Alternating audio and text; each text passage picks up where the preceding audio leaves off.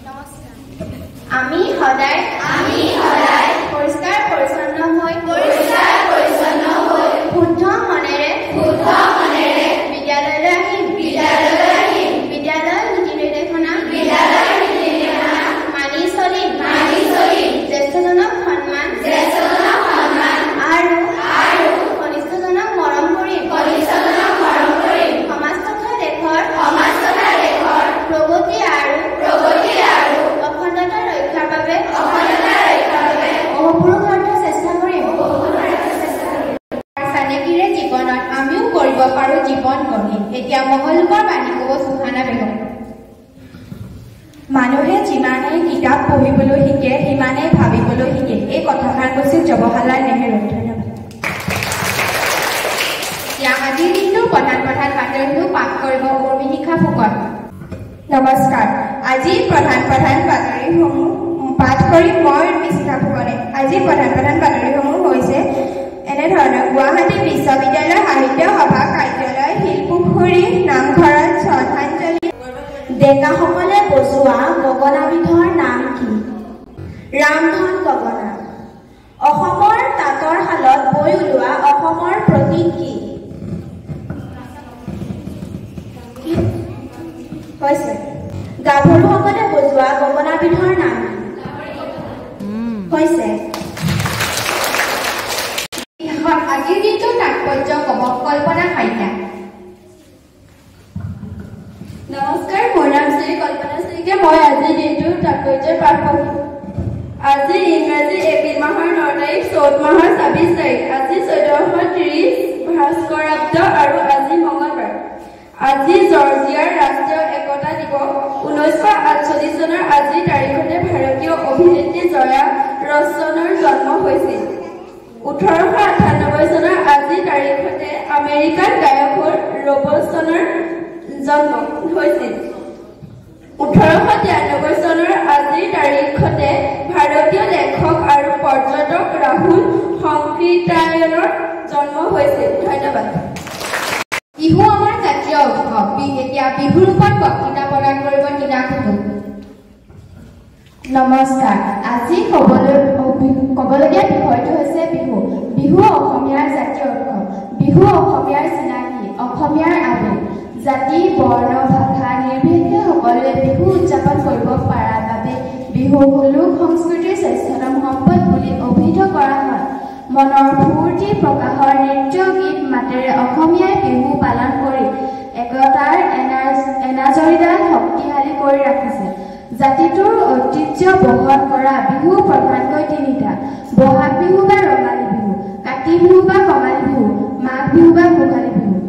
বহাগ বিহু চতৰ সংক্ৰান্তিৰ পৰা আৰম্ভ হৈ বহাগৰ 6 দিনলৈ মুঠ 7 দিন পালন কৰা হয়। এই বিহুক প্ৰত্যেক দিনটো সুকীয়াকৈ নামকৰণ কৰা হৈছে। সেয়া হ'ল গৰু বিহু, মানুহ বিহু, গোঁসাই বিহু, তাঁতৰ বিহু, নাঙলৰ বিহু, জীয়ৰী বিহু বা চেনেহী বিহু আৰু চেৰা বিহু।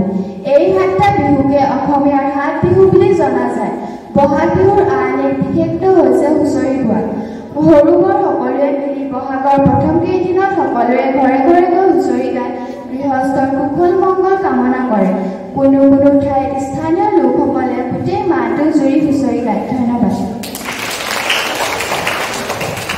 যিহেতু বিহু আহি পালেহিয়ে, আজি আমাৰ দেৱীচৰণ বৰুৱা উচ্চ মাধ্যমিক বালিকা বিদ্যালয়ত এখন বিহু কৰ্মশালা অনুষ্ঠান কৰিছে আৰু আজি আমাৰ প্ৰাৰ্থনাৰ বিষয় হৈছে বিহু। সেইবাবে আমি ছাত্ৰীসকলে বিহুৰ গানৰ লগতে বিহু নাচিম বুলি আহিছো। যদি কিবা ভুল হয় ছাৰ বাইদেউসকলে ক্ষমা কৰিব আৰু বা আৰু ভণ্টিসকলে হাত চাপৰি বজাই আমাৰ লগত সহযোগ কৰিব। ধন্যবাদ।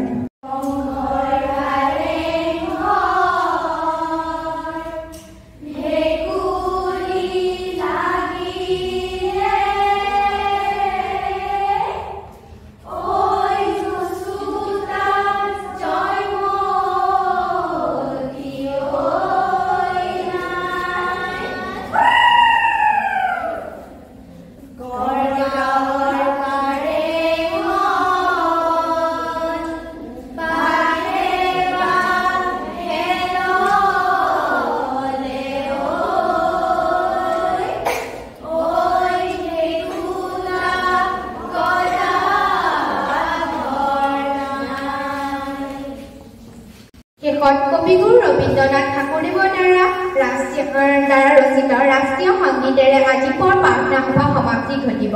মই ইয়াৰ পিছত কাৰ্যসূচী পালনৰ বাবে আৰাধনা দত্তক অনুৰোধ জনাম।